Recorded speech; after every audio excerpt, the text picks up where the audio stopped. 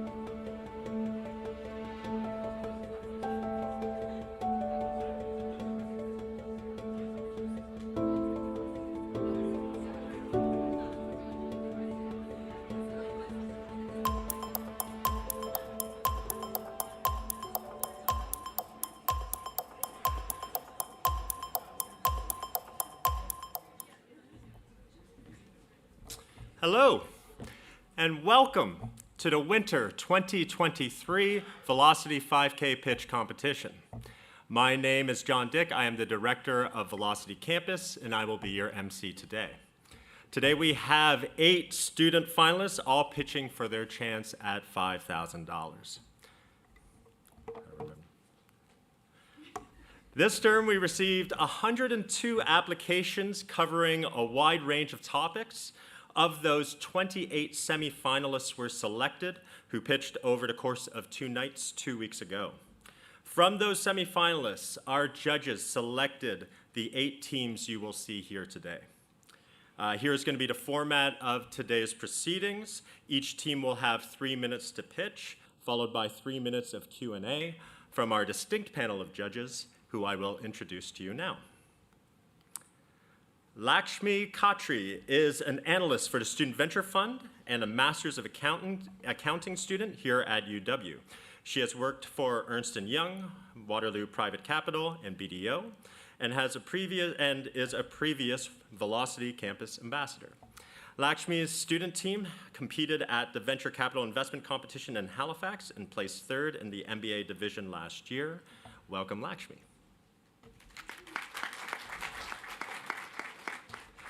Sarah Lau is the director of the Velocity Incubator in downtown Kitchener. Her focus is to ensure Velocity is an accelerant for startup development that provides opportunities to those with entrepreneurial interests and ambitions in an equitable fashion. Sarah has had training in drug development, clinical trials, business, engineering, and law. Welcome, Sarah. Armin Bakurtsian is the co-founder and CEO of IntelliJoint Surgical, a Kitchener-based medical device company focusing on improving patient outcomes in joint replacement surgery. IntelliJoint Surgical is a spin-off of an engineering design project Armin and his co-founders completed as part of their bachelor degrees in mechatronics engineering at the University of Waterloo. Armin also spearheaded the creation of MIX, the Medical Innovation Exchange, Canada's first industry-led innovative hub dedicated to helping medtech companies scale within Canada. Welcome, Armin.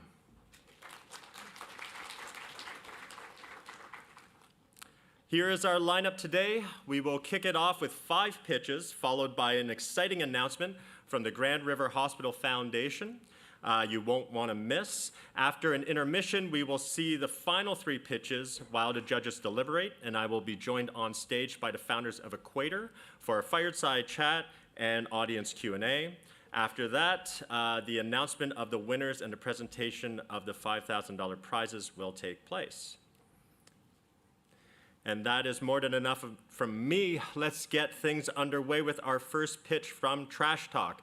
They're developing an AI-powered waste bin that detects and categorizes the type of waste a person is holding and directs them to the correct container.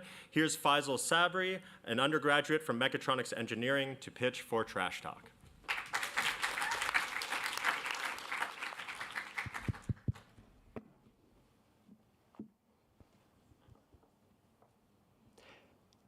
John is throwing away a Tim Hortons cup. But where does he put it? Is it recycling, paper, compost? Well, actually, the paper cup goes in paper, and the plastic lid goes in recycling. In fact, only 30% of people guess correctly when disposing waste. After a Velocity workshop, we saw that every single stream had paper plates in it, causing this whole bin to go to a landfill due to contamination. And due to this negligence, your negligence, the university had a waste diversion rate of only 36% last year, which is the percentage of waste kept away from the landfill. And this university had to spend over $94K last year to haul 1,700 tons of waste to landfills. But the crazy part is that 70 to 80% of that could have avoided the landfill, according to the university's own waste audits. Speaking of waste audits, this university spends $15K per audit to hire a third-party contractor to come and search all the bins. And this gets even worse across Canada. For non-residential sources, such as universities, offices, and malls, the waste diversion rate is only 23%. And they spent over $1 billion last year to haul 15 million tons of waste to landfills. Now meet Trash Talk, which uses AI to detect the object a person is holding and selectively open the correct inlet only, while keeping the other inlets closed. It further directs the user by displaying the item above each inlet via the displays, allowing us to handle more complex situations such as multiple items or multi-component items such as the paper cup, which requires further instructions. Our design is retrofittable onto the existing bins on campus. And we built an IoT ecosystem which connects all our bins together, allowing us to gather valuable data such as the real-time waste diversion rate and the real-time status of each bin. Our customers save on waste hauling fees, they improve the rebates for recycling, paper, and compost, they eliminate the need for waste audits, and most importantly, they improve their CSR by achieving their sustainability goals and having the data to prove it. We'll start by targeting universities across Canada and then expanding to non-residential sources across Canada and the US. Now, this university wants to achieve a 60% diversion rate by 2025 and 90% by 2035. And this is based on the Canadian Ministry of Environment guidelines, which applies to all of Canada. Our product will get them there.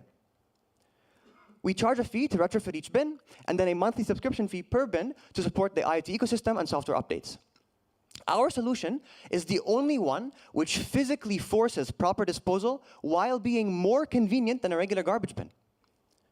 We have a partnership with UW PlantOps, and we did pilot testing last week in E7 with over 400 user interactions and very positive feedback. We are 4B mechatronics engineers with strong work experience, and we ask you to join us. Let's trash talk our way to a more sustainable future. Thank you.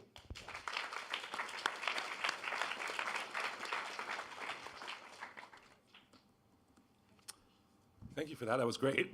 Maybe I can kick off the discussion here. Maybe two questions to kick you off. You mentioned you have to specialize per container. What kind of challenges do you foresee in that? And also, how do you teach your system all the different possible items of trash that it could accept? Cool. Okay. So for the first question, so we are currently hyper-focused on our first customer, which is the University of Waterloo. So we designed a design that will retrofit onto their existing bins on campus. So what we'll do is, after we finish with Waterloo and expand to other customers, we'll provide a service where we can actually design a retrofittable bin for their garbage bins and then retrofit it for them. So that's how we will. So that's probably one of our challenges is we need to they need to hire us as a service to design that system and then retrofit it onto their bins. Now, with regards to your second question. For our MVP, we currently have it trained on the most common items on campus. We picked the most 10 common items on campus. However, in order to scale up to hundreds and even thousands of items, what we're working on is we're using continual learning, which is a new field of AI that will allow our bin to actually learn new items over time as people use it. Thank you. Great job. Really interesting thing that you're developing. I'm wondering if you can answer also two questions for me. So my understanding is that you have to clean things to be recycled. You can't put the food waste inside of the recycling bin alongside the thing to be recycled. So is that true? And if yes, what do you do? And my second question is, do you anticipate needing to make this tamper-proof? Things always get broken because there's always that one person who's going to have an idea to do something that doesn't end up really being good for the system. What do you plan to do for that? Sounds good. So for the first question, that's where the displays come in. So our displays allow us to provide more complex instructions for situations such as the one you're describing. So for the paper cup, as you can see here, we show the plastic lid and paper cup separately on the displays to provide the instructions. If we detect a paper plate or a open paper container with food in it, then we can actually direct the user to put their food in compost and then the paper plate in paper. So that's where the displays come in. We can provide that extra instructions for those complex situations. Yeah. And what was your second question again? The tamper-proofing. Oh yeah. So are you referring to vandalism? Yes. Okay. So the best we can do is we're trying to make it as robust as possible. So for our MVP, as you can see, we have cameras on the top. However, for our next version, we want to embed the cameras inside the frame and put a piece of acrylic to cover all the displays and the camera to provide additional protection.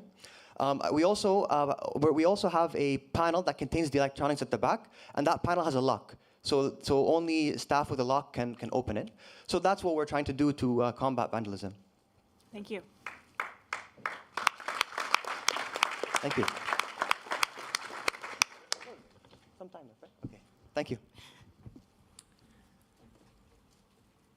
All right, thank you to Trash Talk. And you please note that we have labeled recycling bins at the side. So please look carefully and place your items in the right bins. Our second team, Milk It, has designed a medical device to be used by HIV-positive breastfeeding mothers that prevent perinatal transmission by deactivating HIV with UVC light while preserving the taste, nutritional value, and immunity aspects of breast milk. Pitching for Milk It is Megan Richer, who is studying biomedical engineering.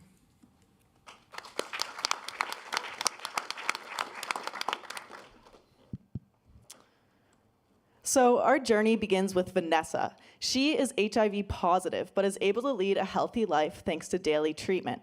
She just gave birth to her baby, Julie, but when she went to the doctor, she was told she should not breastfeed, as there is a risk of transmission. Right now, there exists no solution for Vanessa to safely breastfeed Julie. This story is not unique to Vanessa. Globally, 1.3 million women and girls living with HIV become pregnant each year. In the US alone, $6.2 billion in healthcare-related funds are spent each year on new cases that are contracted through breast milk. The current solutions to this problem include baby formula and banked breast milk.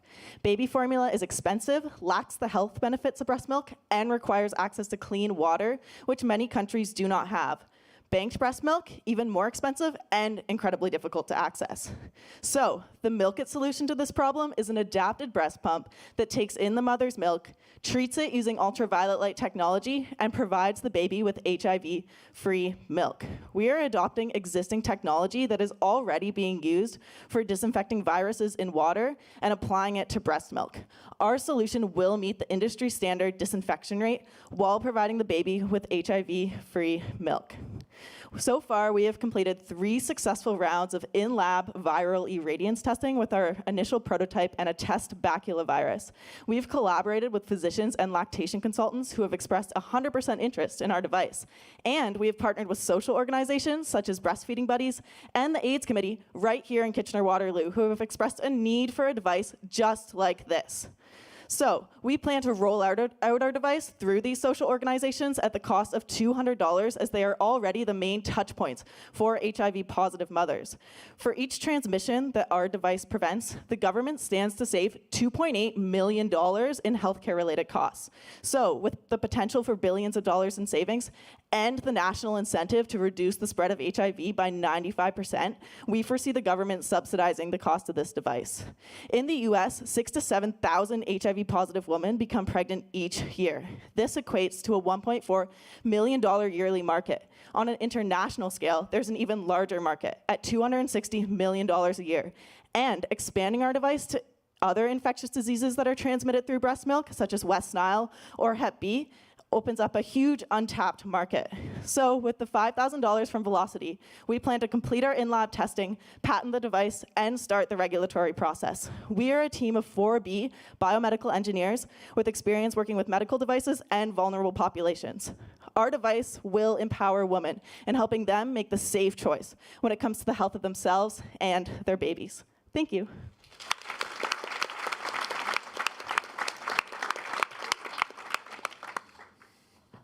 Hello. Hi, I'm Cameron. I'm here to answer any questions. Okay, thank you. Great presentation, and welcome to the stage. Thank you. So 2 questions. The first is, how does the user know that it's done being treated? The milk is ready to be provided to the child. And second question is, your market size, your SOM is quite small, but you did mention that it's possible to increase the available market to you by going after other conditions. I'm just wondering, like through those social organizations, how big is the market if you were to put all of those different conditions into the SOM? Good questions. So, starting with the first one, how do they know when it's done? It's added into the breast pump they're originally using, so there's no changes that needs to be done during the pumping process. What happens is the milk spirals through the attachment, and then as it's spiraling through, it's exposed to the UV light. So the spiraling is for mixing, so that it's thoroughly mixed. And what we're simulating right now, and with the lab testing, we're making sure that by the time it reaches the end of our attachment, it will be thoroughly mixed and it will have had enough exposure to the light to receive an adequate dosage. So by the time it falls into the bottle at the bottom, it's already done. So there's no need to wait. You can just take it out and feed it right to your baby. So yeah, that's that question. And then the next one was... It's Sorry. the sum. So if you were to expand the sum with all the other conditions, how Right. big would it be? So those are the people who are accessible through the social organizations that you're Right. distributing through. Right, yeah, so we're starting with social organizations right now because we know that this is a vulnerable population. We're hoping to work with those organizations because they know them best. And hopefully by starting locally with these organizations, we'll get a good understanding of what we need to do in order to build it outwards. And if that's even possible, we're really focused on, giving the best care possible to these people and having feedback also within the organization so that, they feel safe coming to us and expressing their needs, so that will be the best way to kind of build it outwards, is by getting those feedback and then applying that and keep iterating on our design and our process. Thank you. I had two questions. Yes. So the first one was, what do your margins look like on this product? You are charging $200, so I was wondering what the cost was on that end. And my second question was, are there any regulatory hurdles that you see, and how would you combat this? Yeah, good questions. So right now we're still finalizing our product. We do think that by buying these in scale, in a larger amount, we'll be able to save cost. So we're hoping to be around $100 for all of the parts and everything. Again, we're not entirely sure. That's why we put it at 200, just for a little bit of leeway there. But it is comparable to some other products that are on the market. Just breast pumps alone are around 200, so it kind of made sense for that. And then the next question. Sorry, is the regulatory hurdles, if you Oh, see- yes. Yeah, that's a good question. We're exploring that as well. Right now for Health Canada, we're looking at applying to the provisional patent and then kickstarting that process. So the hurdles would come a little bit later on, but we see maybe being able to reach that benchmark of 99%. That's why we would require more testing and hopefully better equipment so that our testing can move a bit quicker, and we can really hit that 99% because that's the industry standard. So if we're able to do that, then we foresee it getting through the FDA all right and everything. Oh, yeah. Thank you.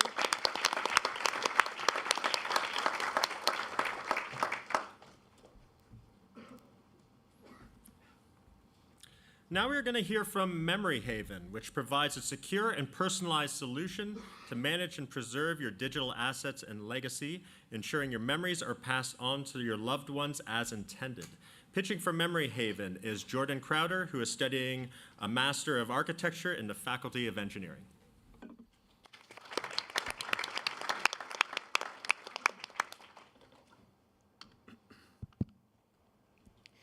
In life, you might be able to dodge your taxes. However, your death is unavoidable. All of your life's memories ultimately make up and define your legacy. My name is Jordan, and I'm here today to address a problem that exists in all of our lives, being the creation and the preservation of our digital legacy. For myself, this anxiety of death became real through the loss of my father at a very young age and through my current battle with a neurodegenerative disease similar to MS. More recently, I've questioned the role of both the personal and the collective memory, as well as how one can have a death that is considered meaningful. Today, our lives exist in both physical and virtual realities, with all of our memories and experiences continuously being captured and disseminated in digital formats. This presents a new problem in terms of how we remember, memorialize, and create a legacy for ourselves. Traditionally, when we pass away, we release a first death. This is the death of our physical and bodily presence. However, a second death now occurs through the loss and inaccessibility of our digital remains. With roughly 5 billion active internet users online today and 1.8 deaths per second, there are a countless number of profiles and memories left unaccounted for online in this public limbo. From a more legal and ownership perspective, about 90% of individuals today have not even considered the idea of a digital will or the fate of their digital afterlife. This exponential shift in our property mediums from the physical to the digital is really seen today, where we have pretty much access to everything virtually, meanwhile own nothing physically. This presents a new challenge for how we manage and distribute our assets after our passing. So I ask, why should we memorialize in a way that does not honor our memories, let alone account for grieving this digital age? The current options for creating and preserving a digital legacy for yourself are fragmented, they offer limited control, centralization, and provide no immersion whatsoever. But with that, we provide Memory Haven. Memory Haven is this digital world to hold all of your life's memories, to create a digital legacy, and to share that with your loved ones. Memory Haven starts with a very diverse feature set, proposing different ways of memorialization at various stages of your lifetime, starting first with this digital will, moving to this living memories experienced through a spatial recall, and lastly, this time and memory capsule. This really allows you to specify and choose both how you want to remember and be remembered in your life now and afterwards. Our target market captures near 5 billion active internet users today, almost all with a digital footprint. And this accounts for a multi-billion-dollar market opportunity with a conservative recurring revenue of $240 million. We plan to launch our prototype by the end of the summer and are aiming to launch our MVP and our first 50,000 customers by next winter. Our team comprises of both technical and creative expertise with many years of experience in blockchain technology and full-stack development. So take hold of your memories before it's too late, and let us create a new way to remember that is personal, meaningful, and secure. Thank you.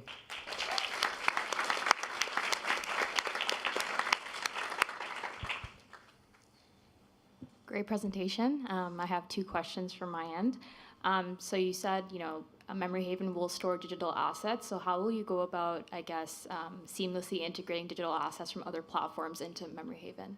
Right, so we're using 2 technologies, that being through blockchain and machine learning. So with machine learning, for example, we're using a new technology through cryptography called ZKML. That's called zero-knowledge machine learning. So by this way, we're able to train our machine learning algorithms based on your data, let's say all your apps and your software, everything on your computer, without actually storing any data itself. So it's kind of like learning from it, not even creating a copy. So it keeps your own privacy separate from us, and we're just kind of storing the code, if that makes sense, on our end. And then in terms of blockchain technologies for the digital will and your time and memory capsule, we're using something called smart contracts to more or less create this agreement between you and I. So in that case, we do store your data, and then upon your passing or your last wishes, at that time, however your wishes are terminated, at that point, all your data, which gets maybe deleted online, gets sent out and stored on our end. So yeah, those are mainly, I guess, the 2 kind of systems that we're using at the moment.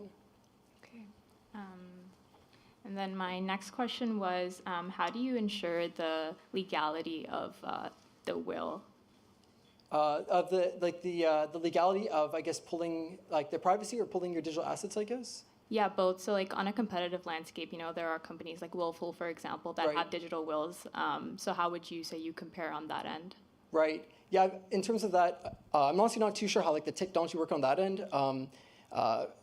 In terms of the legality of it, again, it's since we're not owning your data, we're more or less allowing you to allow us to kind of have access to it. So it'd be from you as a user through your own consent and your own authorization to be yes, Memory Haven, you have access to our data, but it's not like we own anything. We're not sharing it with other users. And again, at the point of your departure, when you pass, at that point, it's everything on our end is kind of let go, it's saved to you, it's centralized on your own end. So at no point are we kind of taking or holding your data as with Instagram or Google or Twitter, et cetera.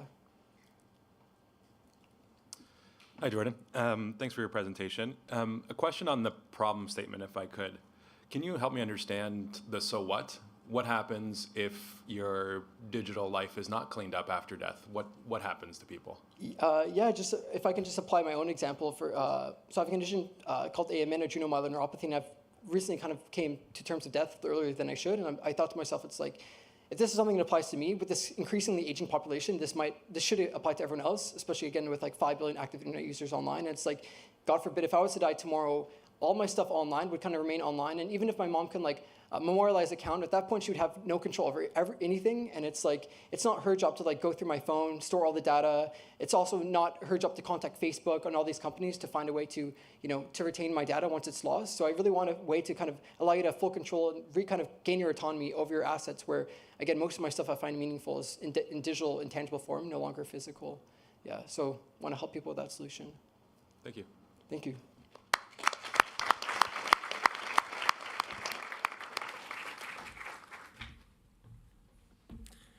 Foodage is helping restaurants reduce waste by using AI to predict future demand.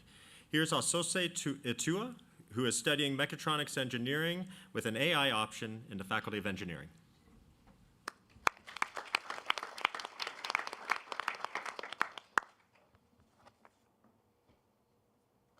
Hi, I'm Asase, and we are Foodage. The amount of waste that's lost just through the food service industry in Canada is equivalent to $13 billion. To put this loss in context, imagine if McDonald's USA just stopped selling Big Macs for over 20 years. Yeah, I wouldn't want that either. But it shows that it's not just an environmental issue, but an even bigger financial issue for restaurants. I selected over 70 restaurants and spoke one-on-one with their managers and owners. A huge source of inefficiency is wastage due to fluctuations in demand that causes food to go bad, which cannot be used. Especially due to the uncertainties caused by COVID and our virtual world, and our hybrid world, it's a problem that 89% of them are ready to pay to solve. The solution is our company, Foodage. We combine historical sales with external factors such as weather, events, trends, etc., so that restaurants can staff and stock accurately. Currently, restaurants only look at historical sales, but Foodage will combine these using machine learning with these external factors or predictors and create much more accurate predictions. We have an MVP that is currently making predictions with an error of less than 2% on cafe data. Given that an average of 10% of cost of goods are lost through waste, we conservatively estimate that we can increase profitability for restaurants by 6 to 12%, which may not sound like a lot, but the current industry average for profit margin is only 2 to 5%. At this stage of growth, we have developed a prototype and have been working with 3 key restaurants to refine our product, and with 15 in the pipeline ready for a pilot next month. By September, we hope to launch and be expanding and providing value in the GTA and Waterloo region. Unlike meal recovery programs, we provide a preventative and not a reactive approach. We want to give restaurants demand prediction down to the ingredients level, and no other company is doing that, especially not for independent restaurants in Canada. And by offering our product as a plug-in to existing POS systems, we can keep our rates competitive. The price will be $200 per month with an extra $50 per location, which was determined from my conversations with restaurants. This leads to an addressable market of almost $3 billion in North America alone. So where I come from, we have a different culture around food waste, so it's very rare. But here, I've been curious as to how I can use my skills to improve the waste situation here. I've already dedicated a co-op term to this, and I plan to continue even after I graduate next month. We have an outstanding team of advisors, including a MyTech's Entrepreneur Awards winner and the past president of Maple Leaf Foods. Given this, we want to raise $5K to help in app development and with dataset acquisition for our pilot and our subsequent launch, and to also create new partnerships with restaurants. To conclude, Foodage reduces waste by leveraging existing data, up to $13 billion of waste, and an increase in 6% of profitability for restaurants. I hope you help me to help restaurants save all their wasted dough. Thank you.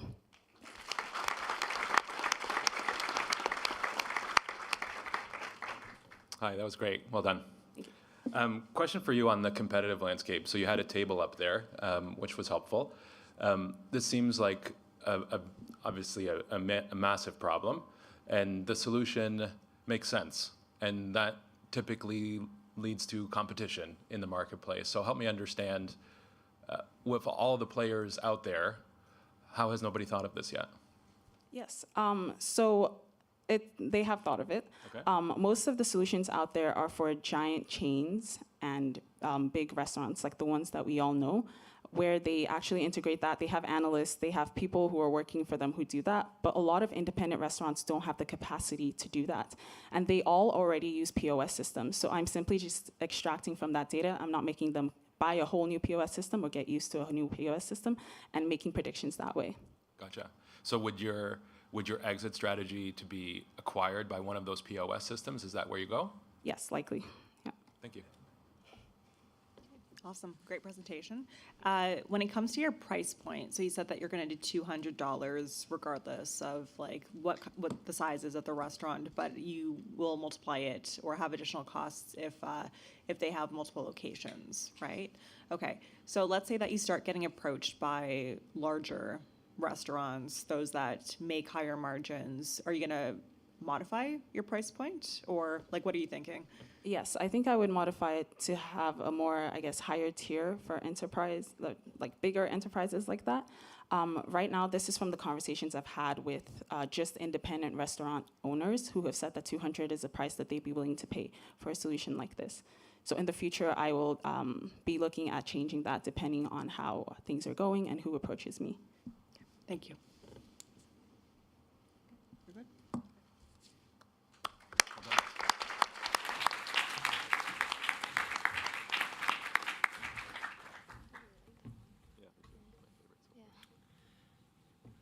Melanin is a telemedicine platform designed to reduce misdiagnosis rates and negative health consults, starting with women of color. Pitching for Melanin is Yvonne Osige, who is a Master of Business, Entrepreneurship, and Technology at the Conrad School.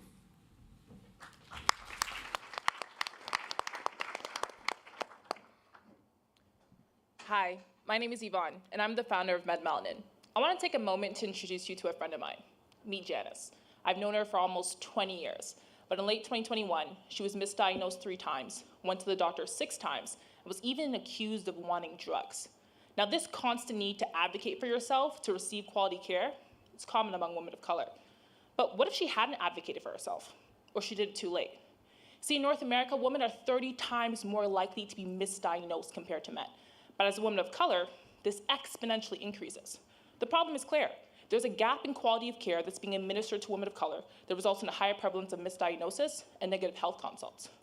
Our research has shown that as many as 1/3 of physicians understand these concerns, but they lack the resources and support to improve these outcomes. And these misdiagnoses and negative consults have severe impacts, including reputational risk, increased use of healthcare resources, expensive malpractice suits, and of course, worsened patient symptoms. Introducing Melanin. Melanin is a telemedicine provider that reduces misdiagnosis rates and improves health consults, and does this in 2 ways. For patients, it focuses on advocacy programming, community, and access to culturally competent physicians. And for physicians, Melanin ensures effective diversity, equity, inclusion training that's presented in small chunks over time to improve their initial active equity score. Our value proposition is simple. Unlike other providers, women of color have the opportunity to rebuild their trust in healthcare practitioners, be proactive in their care, and decrease the risk of misdiagnosis. Physicians have the opportunity to improve patient outcomes, increase efficiency, and optimize for that short 15-minute intervals that they have. To date, we've conducted 1-hour interviews with over 24 patients, 15 physician reviews, conducted market analysis, and recently launched our 1,000 Goals survey. In these interviews, 40% of the patients had stated that they had paid for an alternative in hopes of solving the problem. Now, over the next 9 months, we plan to test our 2 key pilots. That is our DEI pilot with the health institution and an advocacy pilot. The data from both groups will be utilized towards our MVP. But it also provides an opportunity for revenue streams outside of traditional telemedicine. Now, we understand that Melanin is a digital health solution, and with the recent changes in the Canadian government, we plan to work with companies like MedStack and Exos to ensure compliancy standards and to build and go into the US within the year to gain early traction. While women of color are the primary focus, this technology can have future applications with all people of color or women over time, making the total addressable market for North America as $13.2 billion and the service obtainable market for Canadian women of color as $539 million.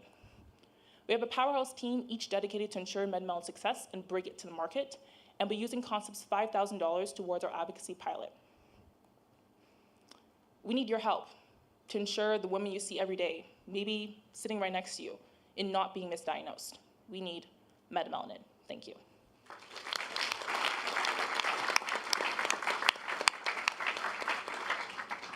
Great presentation, thank you. I have 3 questions, but I'm gonna ask them one by one, so I don't have to ask them, we're not gonna go and repeat them again and again, okay? Awesome. So first question is, what kind of medical professionals, like what specialty areas are you targeting first? Great question. Hoping to do general medicine, so family medicine to start, because that's usually where the startup goes if they go to specialties, et cetera, so that's where we're hoping to start from there. Okay, thank you. Second question, because you have 2 products like you mentioned, you have the education piece and you have the platform piece. Yes. Education piece, if it works, which is part of my next question, but if it works, everyone will probably want it, right? Are you willing to license it to other platforms that do telemedicine, or do you retain it as your competitive advantage? If I'm being honest, my goal is to solve the problem. If it involves sharing with others in order to increase its accessibility and also provide another revenue stream, then yes. Okay, perfect. And third question is, how do you demonstrate that this actually works? Okay, love that. We'll be doing that with the pilots. So for the pilots for the advocacy program, we're planning on testing what type of questions they would have beforehand, even testing like their confidence rate. So if I go into the doctors and I don't know what to say, I'm a bit nervous, and they tell me, no, you can't get blood work done. And I'm like, okay, you're stressed. But we start testing, does that change over time? So we'll try to track those. And then for the DEI pilot, we'll be working with institutions to ensure we're getting impact metrics. Thank you. Yeah, maybe a couple follow-on questions here. So first one should be simple, I hope. Is this a medical device or not? Is this a medical device? Yeah. It's telemedicine, so digital health. So not it's not a typical medical device. Okay, so would it need regulatory approval? Yes. Okay. Yes. You know what class it would be? I'm not 100% sure. Okay. Yeah. And what's the current stage of the product or the platform? Right now, we are looking to connect with a physician so that we can focus on building out the pilot correctly. Okay. And then from there, we'll start to try to get into the market soon. Okay, so do you have some foundational Technology? product yet? No. Okay, gotcha. Okay, thank you. I have one question. What will you be using the $5,000 for? The advocacy pilot. Okay. So part of it would be in terms of like customer acquisition, but a big part would actually be to develop the tools that we'll be using to support the patients. And just a clarifying question, is your target customer these women in color? Yeah. Okay, thank you. Well done.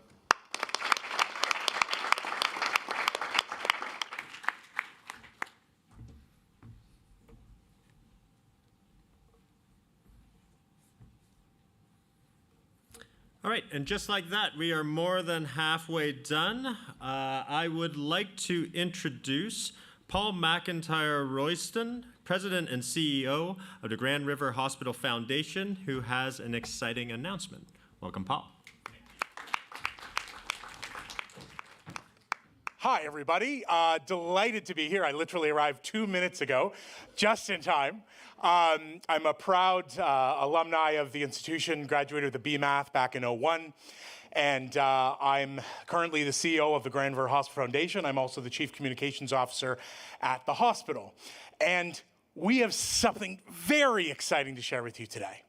It is the official announcement of the Health Innovation Challenge, a partnership event with Velocity and Grand River Hospital and Foundation to do an incredible pitch competition based on solving the problems, not just of healthcare and the health sector, but your hospital should you be in trouble here. The one our families, our communities are all gathered around. And so we're so excited about it. There's 3 problem sets. They deal with the idea of how do you eliminate waiting rooms completely, because waiting rooms suck, and the entire interaction throughout the journey, both on the community side, because what we want to do is we want to reduce the time you spend in hospitals. We want to take you out of there and bring you into your home, because that's the future of Grand River's vision, which is a world-class healthcare system for everyone. And so we're going to invite you. There's postcards at the back somewhere. They're going to be there. They look like this. And this is all part of what we're calling Care Never Stops Week. So the week of May 23rd to the 28th, we're launching that week, which is our campaign. It's a large fundraising campaign of what's going on now. Thankfully, we're almost done. But it's going to end in a massive rally in the parking lot beside Grand River Hospital. We're expecting about 10,000 people. All of you are welcome. And it's to focus the community on health. We just confirmed the Strumbellas today. We also have DJ Shove and a 200 drone show above the hospital. We're making sure they don't fly into patients' rooms. The number one thing here is that we can't sit still and assume that things are going to get better. We need you. We need your friends. We need your minds. We need your brains solving this problem. Grand River's a $500 million hospital with 4,600 staff and 2,000 volunteers. Help us make it better with Velocity and the hospital and this incredible university. Thank you.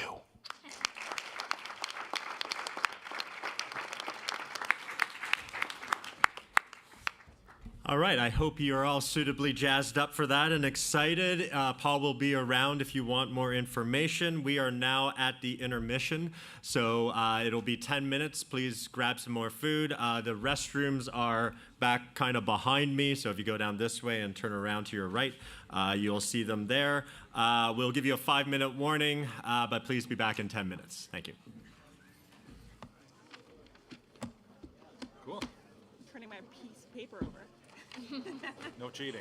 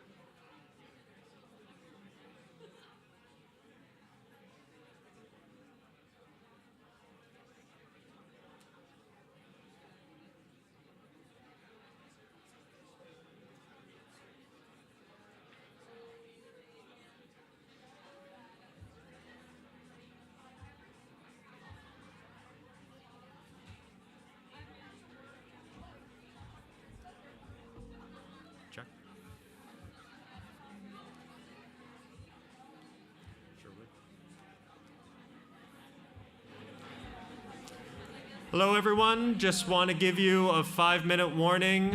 We will be starting the pitches again in 5 minutes. Thank you.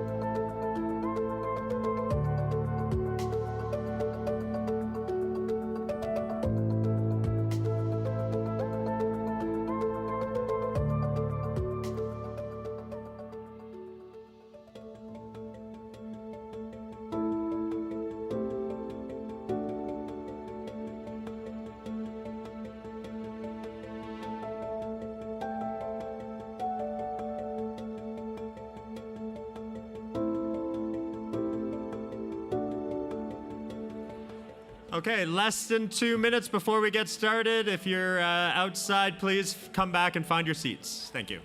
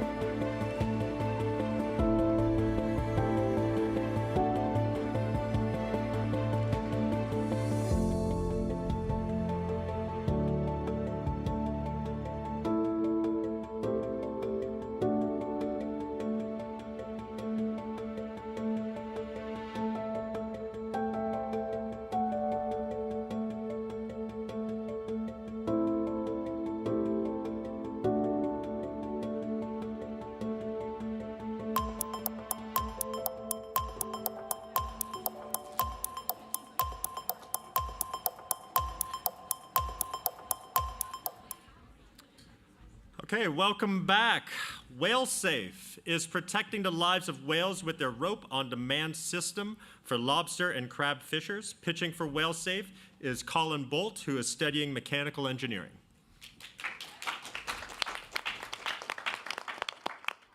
So hi everyone. Our project is to make fishing more sustainable while not impacting the people that are actually doing the work.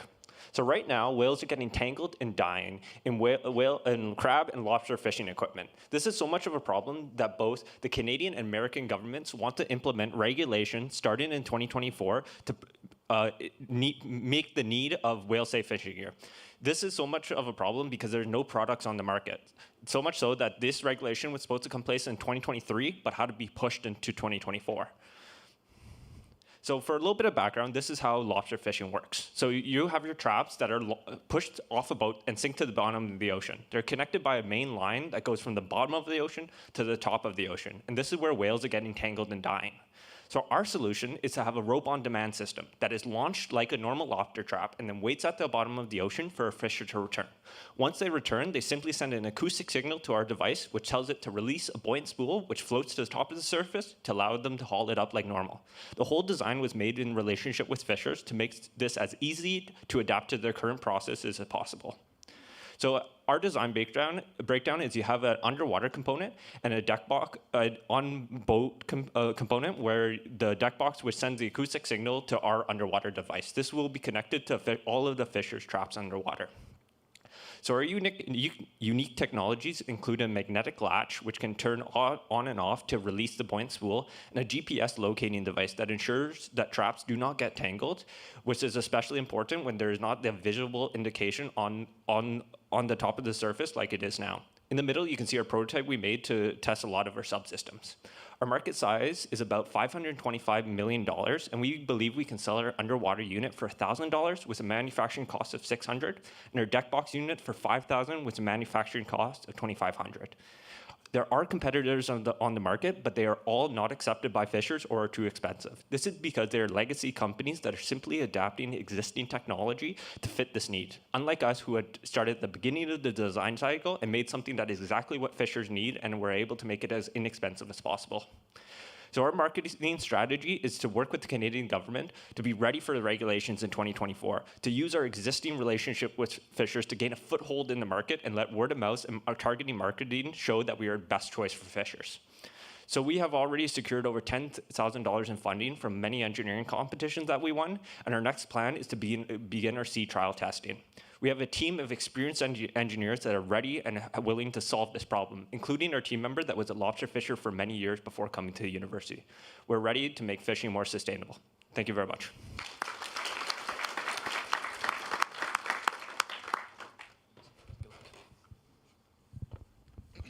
Hey, Ben Baisley, mechanical engineer. Hi, Ben. Great presentation to both of you. My first question is, what are some barriers you anticipate facing down the line?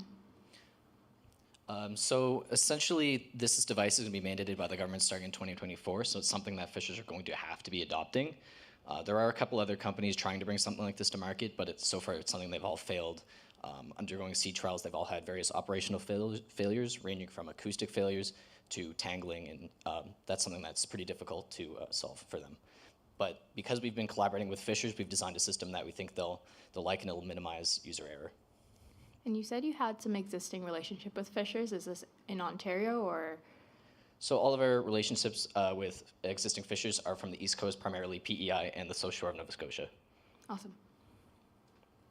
A follow-up question on the acoustics piece. You mentioned some of your competitors or people before you have done that.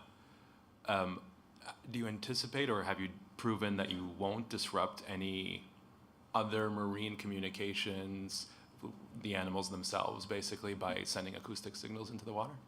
Yeah, absolutely. So we're going to be operating between 20 and 25 kilohertz. This is outside of the range that creatures like whales and dolphins use for communications. They're primarily 30 hertz to 8 kilohertz. And we're also transmitting at a level which is proven not to be damaging to their hearing or cause behavioral disturbances as well. Cool.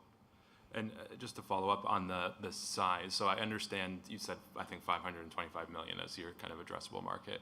Yeah. I suspect that's what you mean, the total number of sales you could make if you were 100% adopted. Can you help me understand the economic aspect of the problem, not of the opportunity? So this is something where the problem itself, due to the Species at Risk Act and the Endangered Species Act in Canada and the US respectively, the governments are required to find a solution to help reduce whale deaths. Of all the human-caused whale deaths, 58% of them are caused from being tangled in fishing ropes. So this is something that we really have to do this to save the whales from going extinct, specifically North Atlantic right whales. Cool. Thank you. Can you tell me more about how new technologies are adopted by fishers?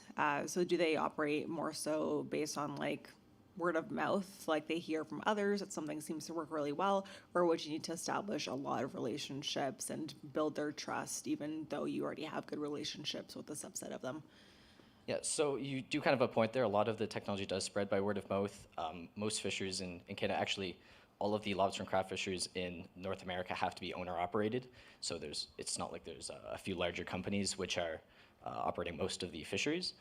So this is something where we're going to have to reach out to them, sell things at brick and mortar stores in the areas, et cetera. Okay, thank you.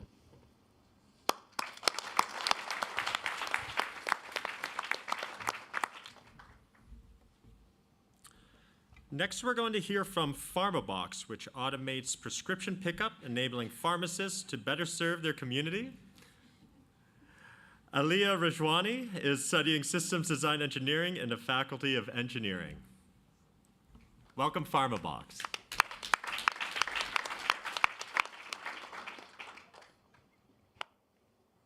We trust our pharmacists. That's why, as there's increasing pressure on our healthcare system, we've turned to pharmacists for help. We now go to them to get our vaccines, for diagnosing common illnesses. But even though we rely on them more and they're stepping up to serve their communities, pharmacists are frustrated. Frustrated that with all these new responsibilities, they don't have time to provide the level of care that some of us need. Frustrated that they have a long list of tasks that do require their expertise, but they're stuck spending up to 12 hours a week at the cash register handing out prescriptions. That's where Pharmabox comes in. Pharmabox automates the prescription pickup flow with self-serve lockers in the pharmacy. Pharmacists simply scan the barcode that's already on prescription labels and place the prescription in a Pharmabox locker. Pharmacists intend to use this solution on refill prescriptions, which currently take up to 400 hours of their time annually. This time can be better used to offer more clinical services and generate more revenue. What are other ways to address this problem? Well, you could hire more staff, but that's too expensive. Another option is delivery services, but those require waiting at home, and a missed prescription can be life-threatening. Pharmabox is not your generic smart locker. It's the only locker solution specifically tailored to the pharmacy environment. It's compact, it integrates seamlessly with pharmacy workflows, and most importantly, it's compliant with safety regulations. How will we make money? We'll charge pharmacies a $500 monthly fee along with 75 cents per pickup. Pharmabox generates an annual revenue of just under $40,000 per pharmacy while delivering 5 times that value to the customer. And we'll start by targeting pharmacies in densely populated areas. With the number of pharmacies across North America and our revenue model, we're looking at a market opportunity of $1.65 billion. So far, we've interviewed over 30 pharmacists. We have 2 pilots, one upcoming at the on-campus pharmacy here at UW, and the other ongoing at PharmaSave Westmount. Patients have tried Pharmabox, and they love the convenience it brings. In fact, 97% of these patients under 60 who have tried Pharmabox have actually signed up to continue using the solution for pickups. On the other hand, pharmacists love that Pharmabox gives them a quarter of their time back. Our team is well equipped with the skills necessary to build the solution. We have expert advisory with over 10 years of industry experience. Funding from Velocity will go directly into creating additional prototypes and integrating payments, which is necessary as we plan to implement 7 pilots by the end of June. With Pharmabox, we can empower pharmacists to better serve their communities and transform patient care. Thank you.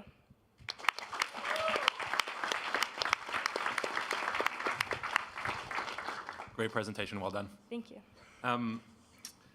So I know we're at Velocity. Bufferbox was a former company here. Yeah. Tell me the difference between your solution and a Bufferbox type solution. How is it tailored for pharmacists? Sure. So the thing about Pharmabox is it's specifically tailored to the pharmacy environment. So for one, we consider the footprint that pharmacies have. They don't often have a lot of space, and prescriptions are very small. So our solution involves smaller locker boxes. That's the most basic change.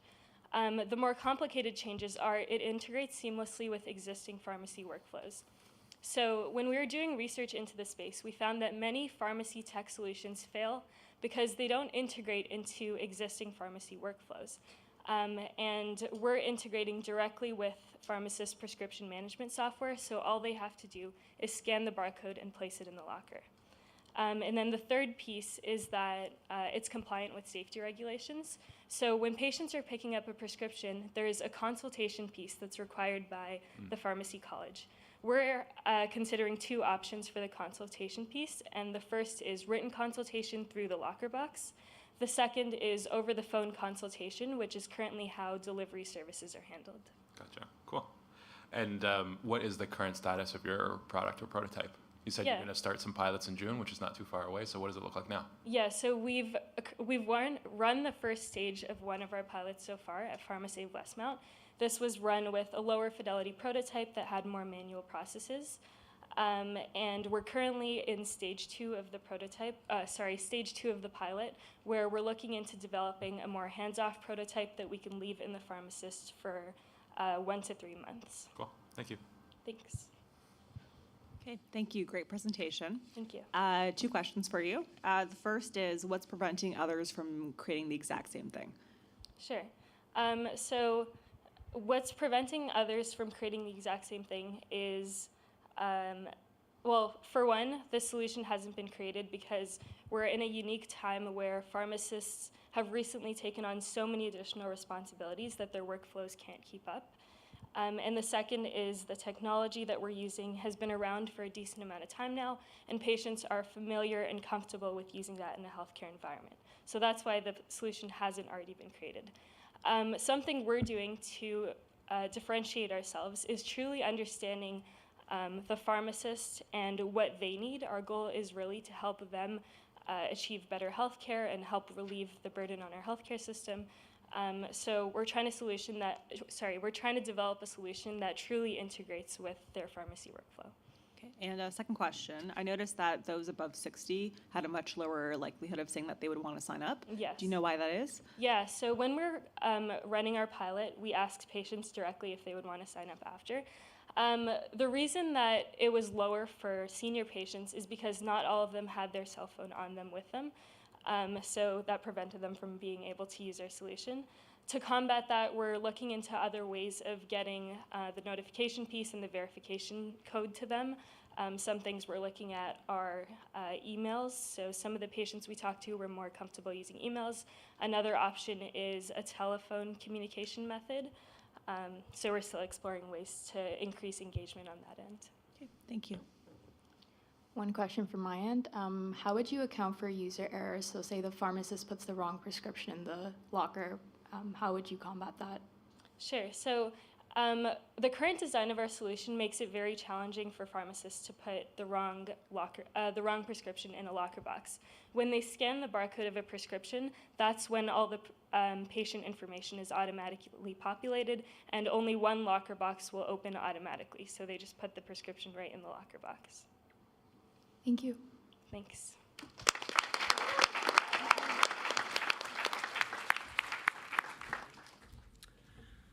And our final pitch of the day is Metacycler Bio Innovations, a team that is converting food waste into biodegradable plastic. They will be represented by Eugenia Dadzi, a PhD student in the Faculty of Science studying microbiology.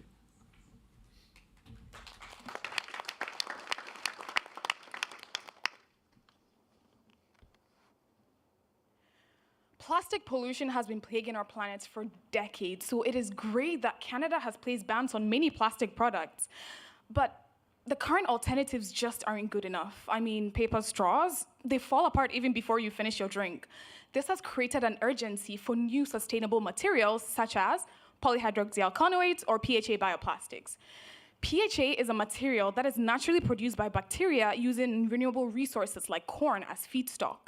It has properties similar to traditional plastics, but it is fully degradable in all environments. Unfortunately, they're 5 times more expensive, but this is where we come in as Metacycler. Using our own proprietary bacteria, we convert waste materials like food scraps into PHA bioplastics, reducing costs by at least 50%. This fills the demand or the need to shift to new sustainable products, but at a much more affordable cost. In addition to cost, we've identified that environmental sustainability and material properties, such as how flexible the material is, are most important to our customers, and so we've ensured that the product fits them all. With such huge demand for new materials, the biodegradable plastics market is growing very rapidly, currently valued at $7.7 billion, with an annual growth rate of 25%. The only limitation in this market is the supply of materials like PHA, so there's a potential for exponential growth to fill and surpass the sustainable materials market. While there are endless of applications of PHA within this market, which we will expand to in the future, we will initially focus on industrial 3D printing and contract waste upcycling, where we already have interested customers and are currently working out collaboration contracts. So to expedite our entry into this market and to scale quickly, we will sell our PHA directly to manufacturers who will then use our material to create their own products. So our team is rapidly gaining momentum, and our prototype is backed by years of research and development. We are currently in the process of filing a patent for our bacteria, and we have over 15 companies that are interested in our product. So we're seeking $5,000 to scale our production, which will bring us to market faster. And speaking of team, this is the team. Together, we have 25 years of experience in this field, and 4 of us actually conduct research full-time on this project, 3 being PhD students and 1 postdoctoral fellow. We also have a business PhD student that has years of experience in management, and this makes us the best team to take on the bioplastics market. So join us on our journey as we metacycle the waste out of the environment and create the new materials of tomorrow. Thank you.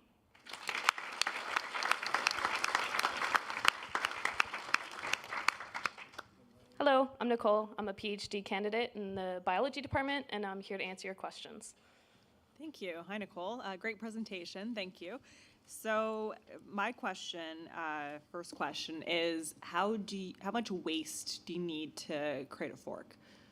Yeah, that's a great question. So in terms of how much waste, it depends on the waste that we're using. We've developed strains to use a variety of different waste sources, and currently we're able to convert a decent amount of that waste to PHA. And just for reference, a company that we've been in contact with is Fairlife, a lactose-free milk company.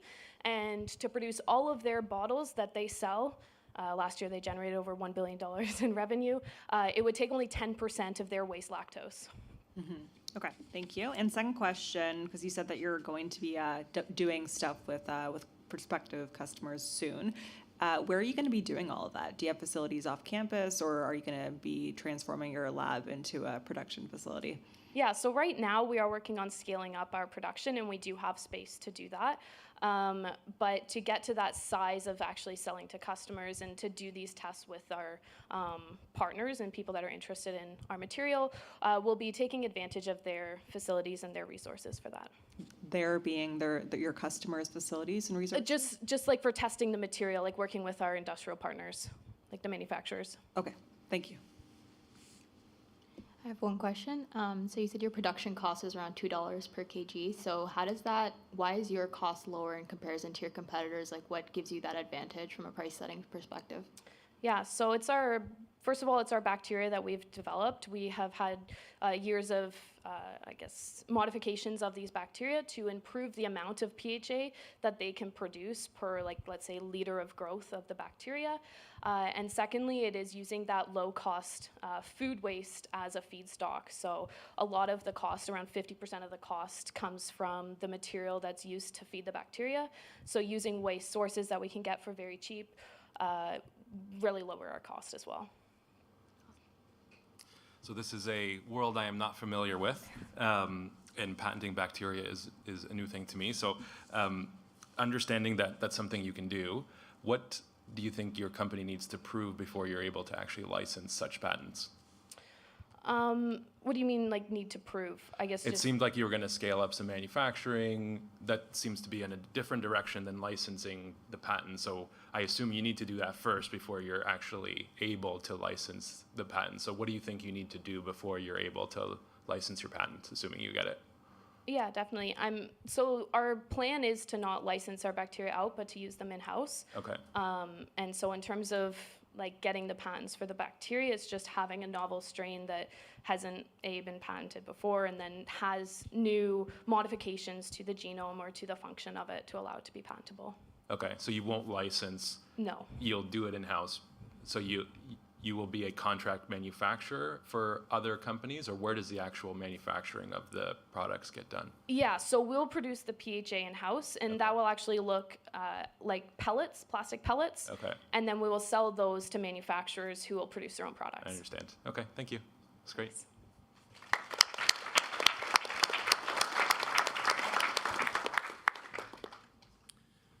All right, that concludes our pitches. Now the judges will deliberate and choose the 4 winners of $5,000, but you can have your say in who takes home some money, some prize money as well.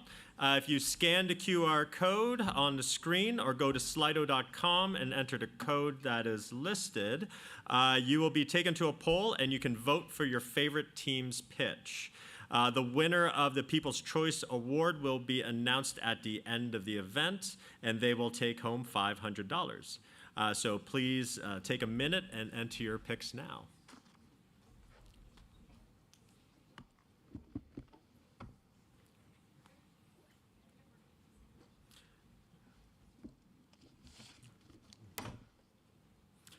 Okay, I'm going to give you 5 more seconds.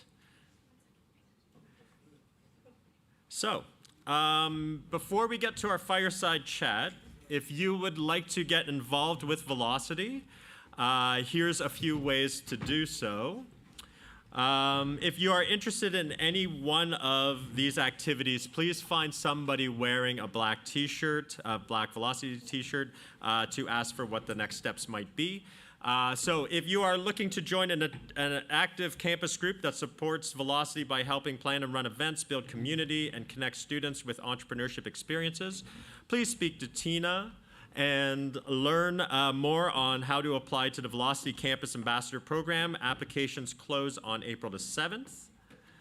We have a speaking event, Getting Out of the Garage, on April 4th. Velocity is hosting a virtual event with UW alum Fangji Yang, the co-founder and CEO of the hugely successful analytics company Imply.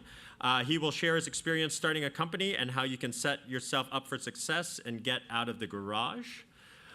We also have numerous spaces for you. So if you are working on an idea, be it software, hardware, or science-based, we have campus workspaces with tools, advisory support, and a community of student founders that you can join. They are Velocity Digital and Velocity Science. And if you have a research technology that you are thinking about commercializing, Upstart is a funding program to help get you started. And if you are working on a business idea but not yet have spoken to any customers or potential customers, Cornerstone is the place for you. It is a hands-on program that helps you validate your startup idea with real customers and build a business plan. If that was all too fast for you to follow, please just find anyone wearing a Velocity t-shirt or visit our website, velocityincubator.com/students, to learn more.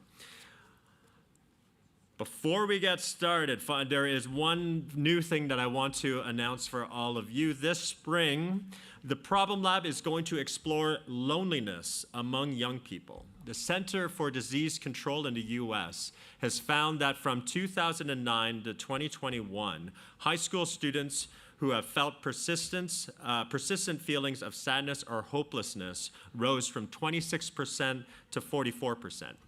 From our own experience, we have had several student teams propose solutions to the problem of forming connections with other students. Yet one could argue that in this day of all this technology at our fingertips, It has never been easier to connect with other people. So what is going on? Well, that's where we're going to find out with the Problem Lab next term. This is open to any student who wants to get to the bottom of this specific problem. We don't know where the research is going to take us, but it should be a fascinating ride. If this is interesting to you, please come contact me after or come talk to me after the show. Okay, we are now ready for our fireside chat. So I would like to introduce our guests. This is the Equator leadership team, which includes co-founders Rebecca Swaby, who is a professional engineer with 10 years experience in the infrastructure sector, and Patrick Sapinski, the technical director with 15 years of 3D game engine experience. Together, they are leveraging principles of 3D big data, collaborative UX, and AI/ML to solve problems in the civil engineering world. Please welcome the founders of Equator.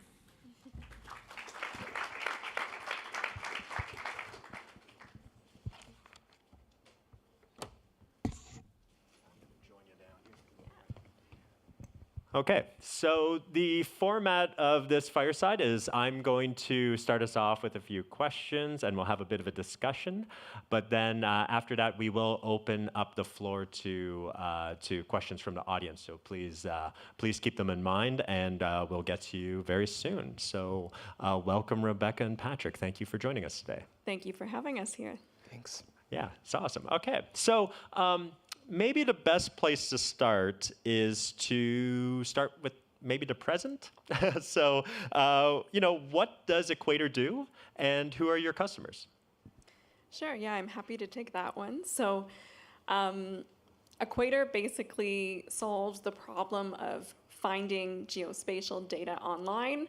I spent 10 years working as a civil engineer, and you wouldn't believe how difficult it is for industry professionals to actually find the maps and geospatial data they need to do their work. So designing things like roads and bridges. There's really been an explosion in the amount of high-resolution spatial data available, but in reality, people are mailing hard drives back and forth to transfer this information or sending email requests.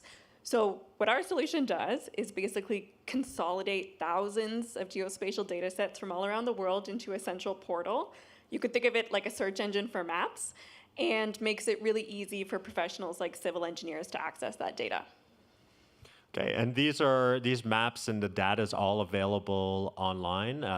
Is it free, and then you're able to consolidate them all? Sometimes, but in some cases, we've actually had to put in a request to the owner of the data set. So the data may actually be open data, but it's sitting on a hard drive on a government, in a government office. So for example, Red Deer, that was one of the municipalities that we reached out to, and we said, can we index your LiDAR data in the Equator platform? And we basically waited a month for them to send it to us on a hard drive. So a little bit of both.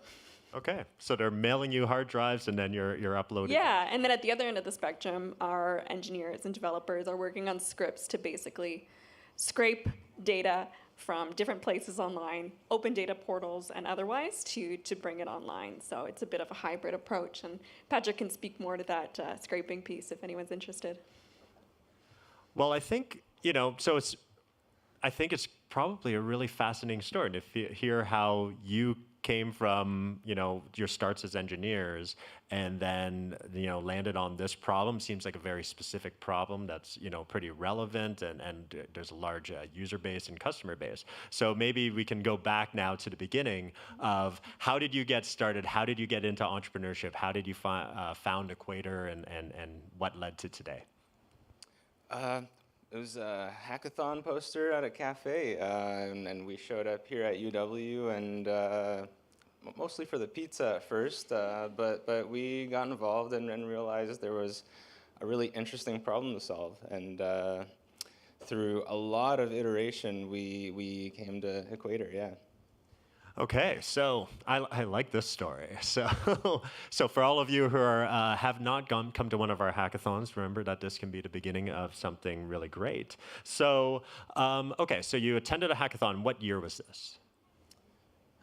I think it was 2017, and it was the Aqua Hacking Hackathon. So a partnership between the university, I believe, and the Aqua Hacking Foundation. It was aimed at solving problems related to water quality, effectively, so like Erie water quality. And it was basically an event very similar to this, although it took, I'm not sure how long the process is, but this hackathon took place over the course of, I believe it was 8 months, and there was 3 different phases. So even within the hackathon phase, our solution pivoted quite a bit, very rapidly actually. The first solution that we proposed was a precision agriculture device, basically a real-time soil sensor so that we could monitor nutrient in the soil on the fly and map it. But we realized very quickly that obviously the sensor alone is not enough, and we needed an accurate GPS to be able to place it on the map. Unfortunately, to get the accuracy that we desired, the GPS units were like $50,000 to $100,000. And so we started talking about, oh, how can we design like a low-cost, high-precision GPS unit?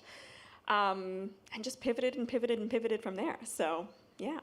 Yeah, because that's, okay, so aqua hacking to geospatial mapping. So that sounds like a pretty pretty big switch. So it was an 8-month hackathon that you were working on this, and then you pitched it. What happened after the hackathon? What, I mean, because you had your own jobs at the time, I'm assuming. So what led you to say, all right, maybe we want to do this full time?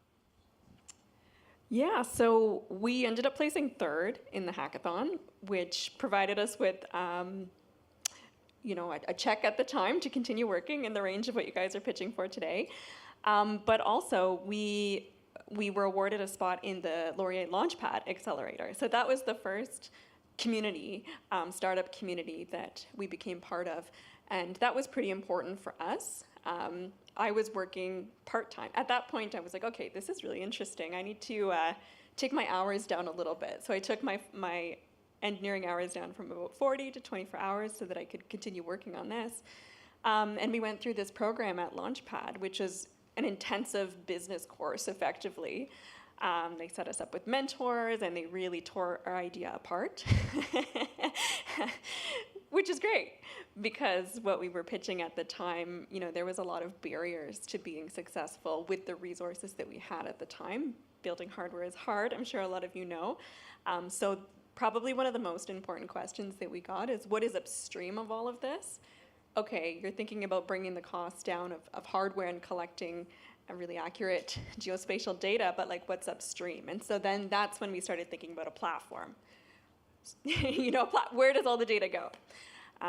Yeah, so that was what we did immediately after, was some startup programs. Okay, yeah. I know the Laurier, it's not called the Laurier Launchpad anymore, I don't believe, or I'm not sure, but yeah, very similar to Velocity's program. So yeah, definitely our incubators in this ecosystem are there to help you.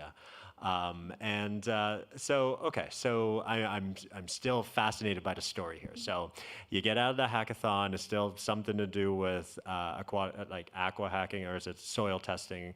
And then you eventually get into geospatial mapping. So how long did that switch take? And it sounds like there was many pivots along the way, but what really drove those changes, and like what made you say no to one decision and yes to the next one, or how did you keep moving on and changing?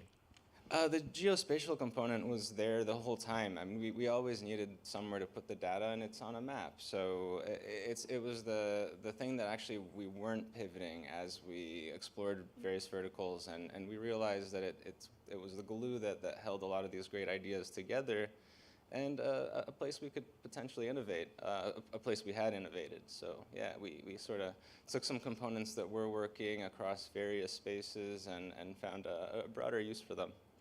Yeah, and on the business side of things, I'll just add to that, because I think what being in Launchpad brought us was, people saying basically, hit the phones, go talk to some customers. And so, just speaking to other civil engineers and talking to them about what value could this actually bring. So you're talking about delivering accurate maps to professionals. What does it mean, right? And so we learned through those conversations, it means that they might be able to leverage this data on proposals to win more jobs. It means that they might be able to work a little bit more efficiently on the jobs that they have. And so it started to to form into a story that we could then reflect back to the industry to try to secure pilots. I know that a lot of you were speaking about pilots today, and that's where we started. That's exactly where we started, is just who's the first company that's going to pilot this. And we ran around to a lot of local civil engineering firms, a lot of PowerPoint decks while Patrick was hustling with our first developers to actually build this thing. So when we were pitching for pilots, the product was very functional in some ways, but in other ways there was still a lot to do. And we were just trying to find somebody who would try it out. So that first yes to a local engineering firm was pretty exciting. Yeah, no, that's really interesting, because I think a lot of the teams here today are at that pilot stage. So some of them have pilots, a lot of them are looking for pilots. And maybe the question is, okay, so you run a pilot, then what? What happens after that? How do you go from, or what's the step after pilot to a product and something that's ready to your people to pay full price for?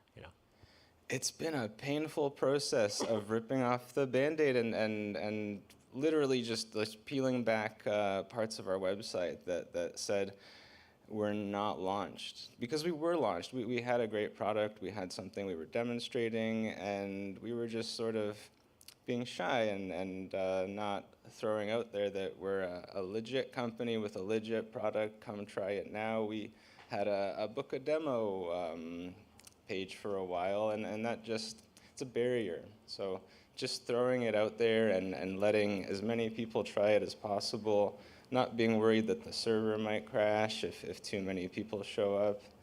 The time to launch is yesterday. Yeah, absolutely. But I'll speak to so being in the sort of the trenches of those pilots, we spent a lot of time with those customers trying to get feedback on what they needed and so on. There was a lot of times when the thing that they said that they needed perhaps was on our roadmap, but it wasn't at the point where they could use it yet. So we did a lot of manual work too. So we would hustle to actually fulfill the data request. Say we hadn't indexed that data set yet, we'd actually go do it manually and send it to them. So yeah, that helped us really figure out, we felt a lot of confidence that we could build anything that was required, but it helped us figure out, what is the actual thing that we should build next. Yeah, that's going to be my next question, because that's the other thing, is if you're listening to your customers, which is what we're always telling everybody to do, they're going to ask for feature after feature after feature until they have their perfect product. But that's not necessarily in your best interest to do that, because you want a product that people are going to buy, not necessarily a perfect product that satisfies everybody totally. So how did you decide what features needed to go into your platform and which ones were more optional or maybe for later development? Well, we got a lot of that advice too around being very strategic about what you build. Building is expensive. Don't build things that people want. At the same time, we've always seen our strength as we're really good builders. So it was really hard to take that advice because our team is really capable in that way. And so we've kind of done a hybrid where it's sort of would it be faster for us to just spend a couple weeks or a couple days even? What's the MVP version of that feature so that we can get feedback? Or is this a bigger lift? Do we need to potentially ask? We're at the point now where, so something I haven't spoke to yet is the transition on our business model. But basically today, the way that we sell is it's all sort of inbound traffic from our website, people coming through. We get about 50,000 visits to our website a month currently, and they actually, a fraction of those will go in and use our product, and if it works for them, upgrade and buy. So you have to leverage, when we think about what to build, you sort of have to look at the landscape of where you can get feedback. And of course, we can get on the phone and talk to our customers. That makes a lot of sense. But we also have 50,000 eyeballs on our website. And if we can really quickly make a change, and see how that works, we get data right away. So it's a bit of a hybrid, Yeah, definitely. And maybe we can move to that. So sales. So that, how did you figure out that this inbound model? I think was probably something that took a long time to figure out. So what was the sales process? How, at the start, and how painful was that? And then how did you land on this new model? Patrick was always saying, like, this is the way to do it. Hands off, sort of self-serve, moving towards this. I hate talking to people. We tried to engineer it from the beginning. But with limited resources, our development team was pretty caught up in building the product. And so there's a lot that you need to do for those sales enablement pieces. Just as one example, integrating a payment provider like Stripe. So you sort of have to make choices of when is the right time to do those things. Like if you don't have anyone using your product, then it's probably not the right time to implement a payment provider yet. So so that's sort of what I was doing, and the people on the business development side in the early days was leveraging more of an outbound sales process that didn't rely on our product. So actually trying to get engineers on the phone and managers on the phone and telling them about it, doing a demo to convert. And that was pretty useful in some ways, but in other ways, the process was not super efficient for us. Like the sales cycles were long and the price point that we had was pretty low. So when we started to test out some more inbound strategies and product-led growth strategies and it started to work, we kind of just went all in because, more data-driven. Right. And 50,000 visitors to your site a month, that's pretty good traffic, I think. So it sounds like you nailed the model. Now, in terms of investment, did you end up raising a seed round, and how did that come about, and what did you need to demonstrate to investors in order to get that seed round? So we did. It took us a very long time to do it. Before we raised the seed round, we applied for a lot of grants, and that really took us quite a long way. It took us about 18 months to raise the seed round. We started right when the pandemic hit, so there was a bit of a panic at the beginning, but probably more importantly, was some of the concerns that investors had were true. Looking back, we probably should have addressed them or made some minor pivots a little bit earlier. One of them I mentioned is sort of the efficiency of the sales process. So it took us 18 months. When we finally got traction with this inbound model and driving leads through the platform and converting them that way, it was sort of like a light bulb moment. And all of a sudden we were interesting because, okay, this is a model that can really scale. I would do a lot differently looking back, but I think we've always known that there was a need for this, and we have a really strong vision for what we're building. So even in the times when you're looking at the grant money that you have in your bank account slowly dwindling, and you're thinking, am I gonna make it past this time? I think we both felt like something was gonna work at some point. We just need to keep moving forward. Okay, great. And what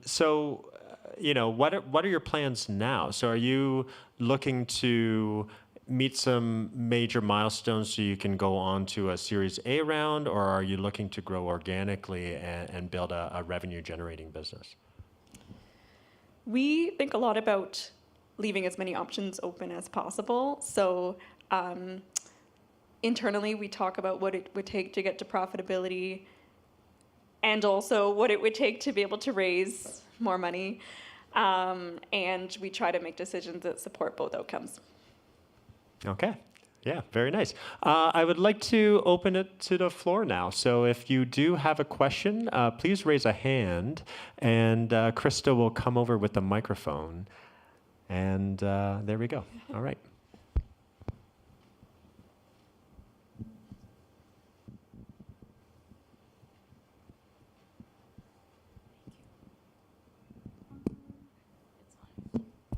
Okay.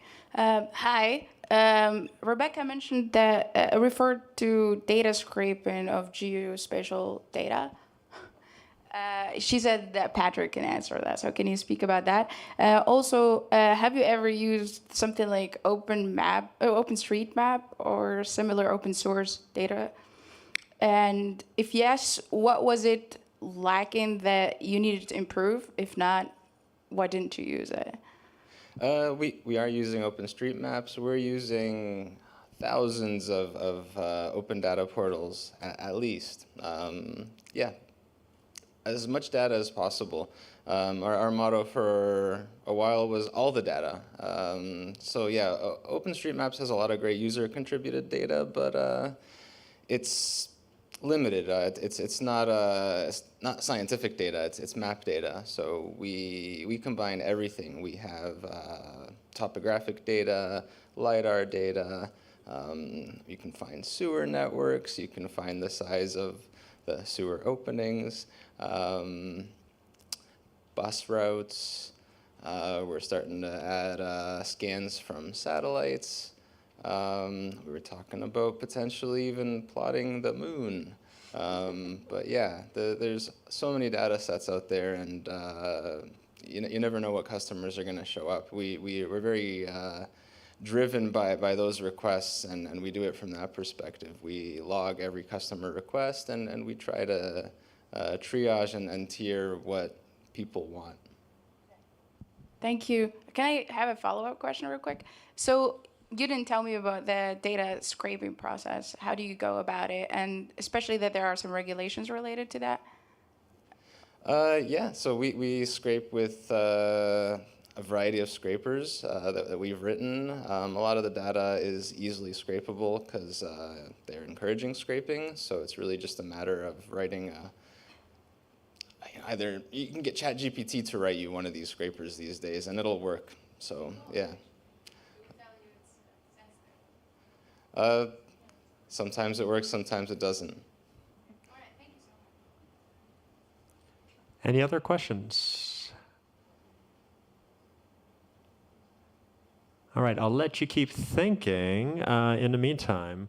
In terms of building a team, so how large is your team, and what what have been the challenges you faced in doing that? So our team is currently 8, and it's about 50% developers, engineering. We have a customer success manager and a technical content creator, which is really how we drive our marketing efforts. So yes, people are generally looking for information about how do I do X with geospatial data, and that's how we bring traffic in.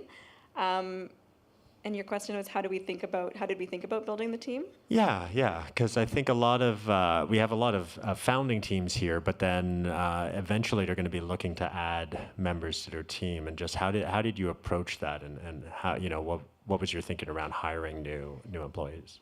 Yeah,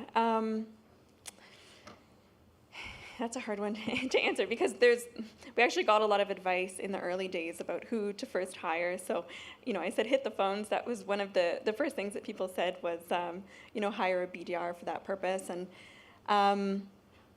looking back, I think there's times when, the advice was sort of right, but sometimes we knew internally what we actually needed, and oftentimes like our engineering was sort of bottlenecked. So. Yeah, it's been like a constant, debate between Patrick and I. Like, when do we need to push more on building, and when do we need to push more on promoting? Yeah. Okay. Yeah. Are there any more questions from the audience?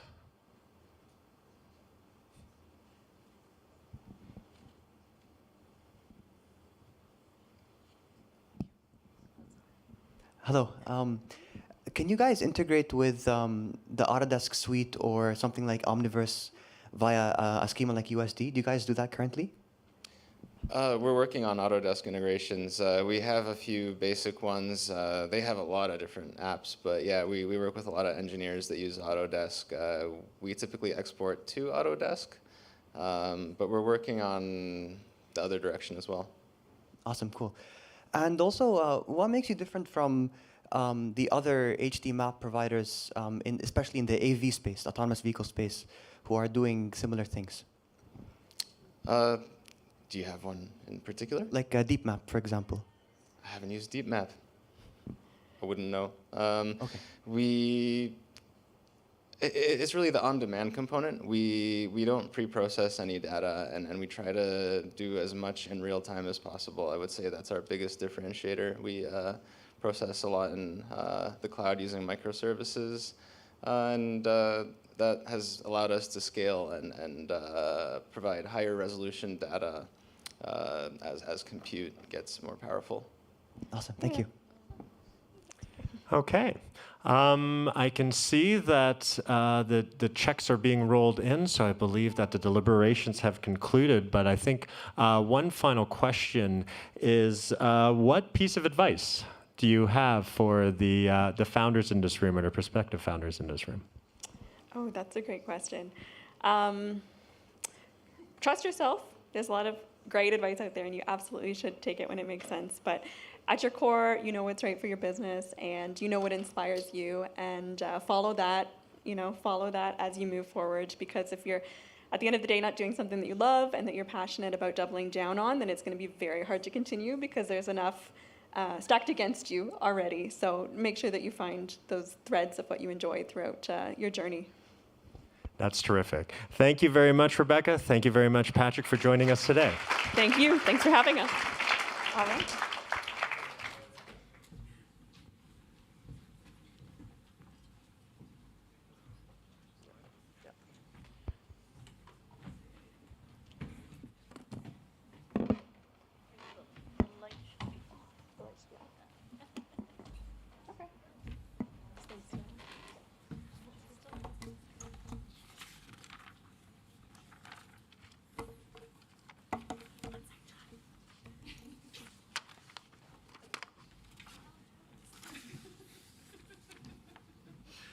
Okay, I think we are just getting the slides ready, but we do have the 4 winners selected.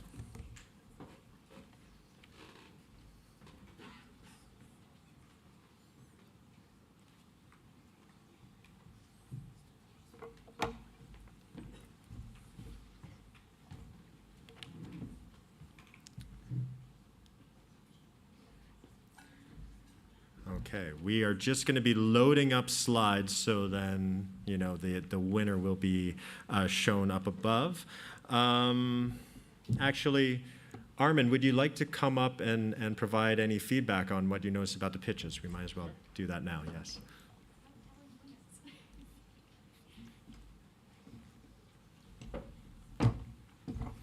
Thanks, John. Hi, everybody. My name is Armin. I feel very fortunate to be here to be a judge and give some thoughts about the competition today. These might not be overly thoughtful, but take them for what they are.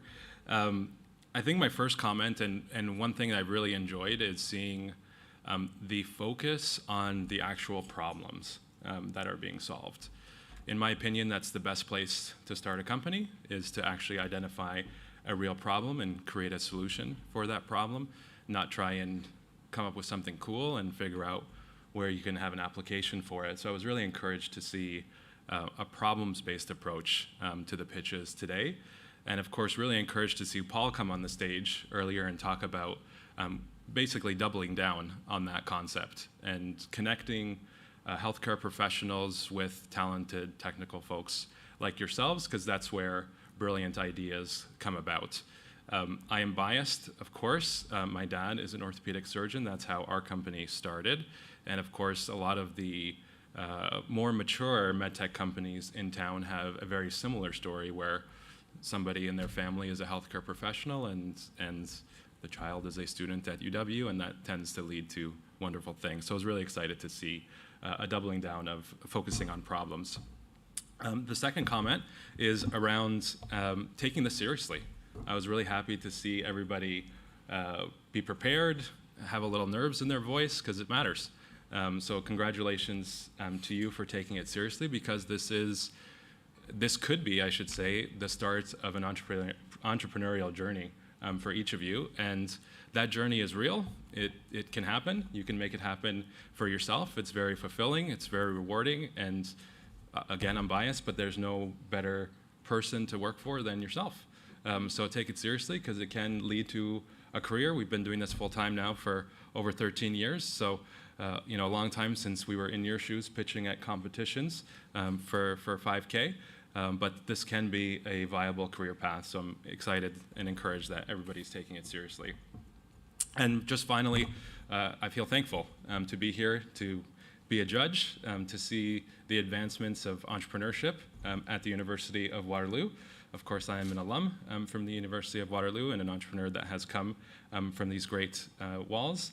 So thank you for having me. Congratulations on your pitches. Whether you won or lost today, you made progress towards advancing your business.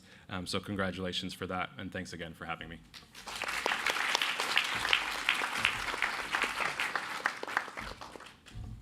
Okay, thank you very much, Armin.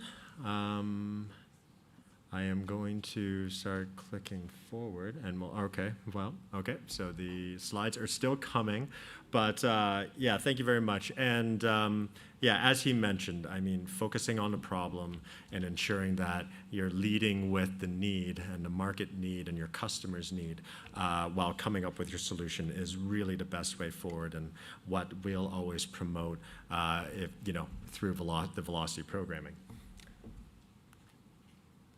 Okay, I am just going to start announcing winners here. I cannot hold back any longer. So the first winner of the 5K prize is Trash Talk.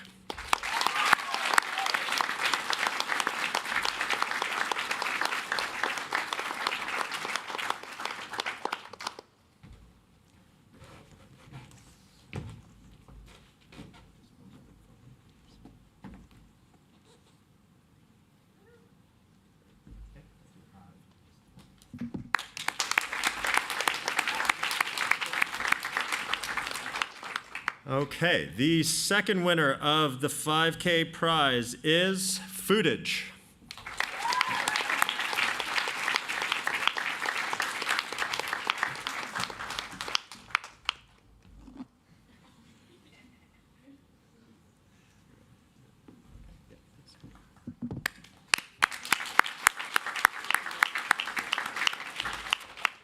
All right, the third winner of the 5K prize is WhaleSafe.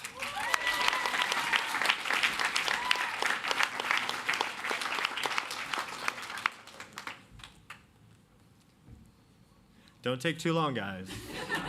Take away the money. Take this.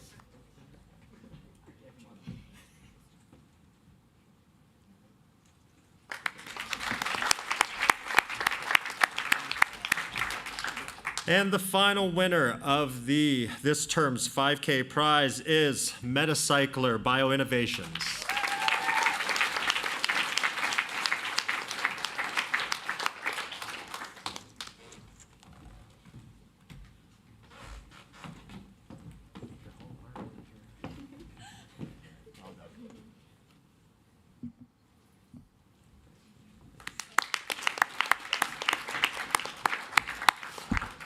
Okay, thank you everybody for coming in today, for our teams for putting their ideas out there, to our judges for all their work. We will. Sorry, I don't want to wrap up too quickly here, but I do want to say a huge thank you to the Velocity Campus team and for all the hard work they've put in this term. For today, especially thank you to Emily Martin for putting this event together, and I forgot the People's Choice Award. And the People's Choice Award goes to Milk It.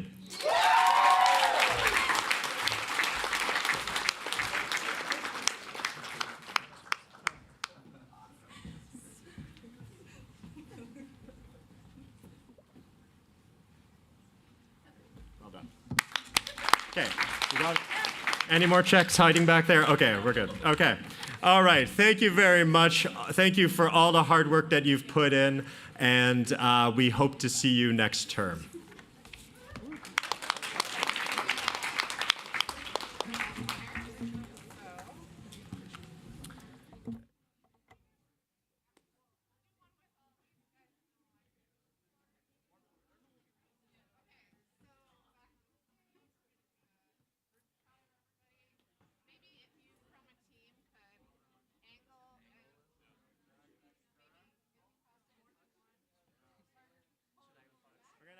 people sitting in the front, I think. Yeah. I'm just joking.